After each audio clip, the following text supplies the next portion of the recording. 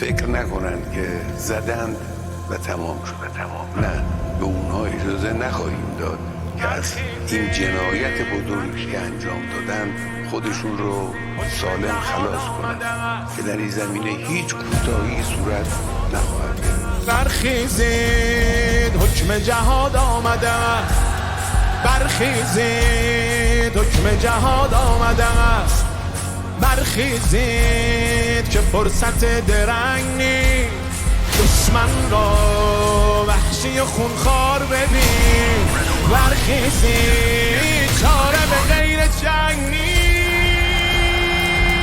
پریشانیم از این غم ها، پریشانیم از این غم ها، دمی اما پشیمان نه.